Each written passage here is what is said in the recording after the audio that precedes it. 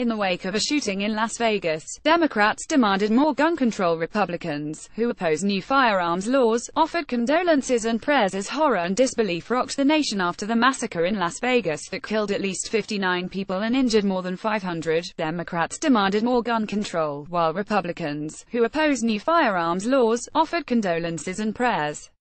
Liberals voiced disbelief that such bloodletting, this time at a country music festival, had happened yet again. Sen. Elizabeth Warren of Massachusetts warned on Twitter thoughts prayers are not enough.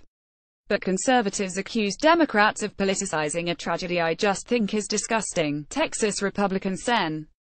John Cornyn said, much is still unknown about the motivations of 64-year-old Stephen Paddock, who set up a sniper position and rained death and terror on 22,000 revelers from the 32nd floor of the Mandalay Bay Hotel on Sunday night. But the carnage he unleashed is unlikely to sufficiently shake up well-worn gun politics to produce meaningful changes in the nation's gun laws, even though public support for more regulation typically spikes after mass shootings. In fact, with Republicans monopolizing power in the White House and in Congress, chances of reform appear less promising for Democrats than when President Barack Obama failed to do so after the Sandy Hook school massacre in 2012. The structural impediments to change, meanwhile, are formidable. Many Republicans sincerely believe their stance on the gun issue is fundamental to the character of America itself. The National Rifle Association maintains a dominant role in Republican politics, and can also threaten Senate Democrats facing re-election in red states next year. Still, the renewed debate on this emotive issue underlines the ever-widening gulf of perception separating liberals and conservatives. There was one new wrinkle in the depressingly well-worn ritual of Washington reacting to the latest massacre. A new White House now understands the heart-rending duty of dealing with national trauma. In what might have been one of the most conventional moments of his unorthodox political career, President Donald Trump struck appropriate notes of grief and shock as he called for national unity. If history is a guide, Trump will become weary of repeatedly being called upon to offer comfort after a massacre, an experience that caused Obama to become increasingly contemptible of lawmakers who refused to act. Trump used his campaign to accuse Democrat Hillary Clinton of conspiring to subvert the Second Amendment, in a wildly popular play to the Republican base. Barring some stunning conversion, he is unlikely to start pushing for more restrictive gun laws. On Monday, however, he strove to reach a wider audience, accepting a president's duty to offer solace at times of national trial. He did not, as he has often done for instance, after the Orlando massacre last year, seek to leverage tragedy for political gain. And while his scripted remarks were a perfect match for the moment, it remains to be seen if he will be as apolitical and restrained after he has had time to absorb the quickening Washington debate over the killings. We pray for the entire nation to find unity and peace, Trump said. And we pray for the day when evil is banished, and the innocent are safe from hatred and from fear. White House Press Secretary Sarah Sanders, meanwhile, choked up when describing the heroism of concertgoers who used their bodies to shield others.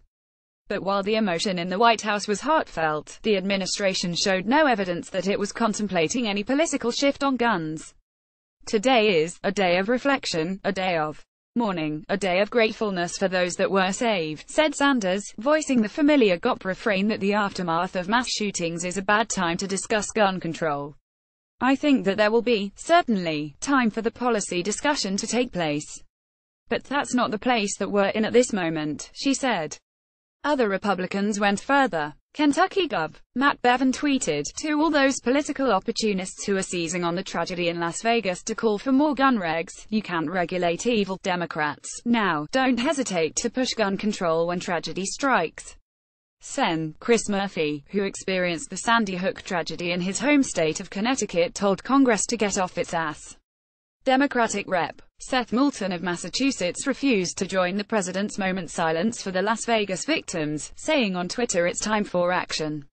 Clinton, who demanded gun control during her campaign, called the massacre was terrible and sickening. But she also diagnosed the challenge facing Democrats, for whom the issue is becoming increasingly powerful as a mobilizing force in elections. Until we change the political calculation for a lot of elected officials and get a much more vigorous campaign, we are still just going to be fighting rearguard actions, she said on a Center for American Progress podcast. There's little political incentive for Republicans on Capitol Hill or the White House to take a risky move away from the GOP base on guns. A CNN poll in June 2016, conducted after the Pulse nightclub shooting in Orlando, found that 68% of Republicans opposed more restrictive measures. Democratic reformers also believed that the immense power of the NRA with its intimidating political and fundraising muscle is a bulwark against action. I don't think the people serving in our Congress and the Senate have the guts to have a frank conversation with the American people, Connecticut Gov. Dannel Malloy told CNN's Christiane Amanpour on Monday. The shrinking middle of American politics makes gun reforms even more uncomplicated.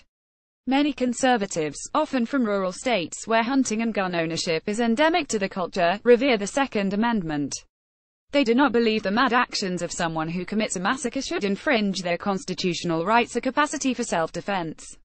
Many liberals from cities and urban areas have never touched a gun or gone hunting, and despair at the government's inability to ban assault rifles, limit magazines and improve background checks. They have more in common with people in other Western nations who view America's gun laws as insane. In 2000, 38% of Republicans and 20% of Democrats said it was more important to protect gun rights than to control gun ownership, according to Pew Research.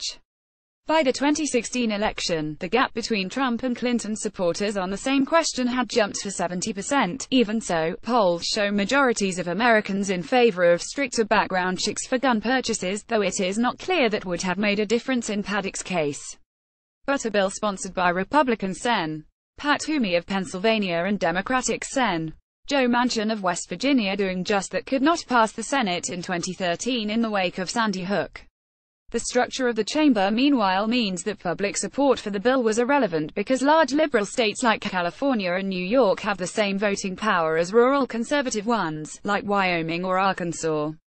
Given these constraints, gun rights campaigners understand that reform will take years and will begin in states and cities. But that means outrages like the one in Vegas will not swiftly reshape the political terrain. Democratic Sen. Dianne Feinstein, a longtime champion of stricter gun laws, was asked Monday whether anything will change this time. "You know, I thought Sandy Hook would. I thought Columbine would. I thought 101 California would," she said. None of that did. CNN's Ashley Killock contributed to this report.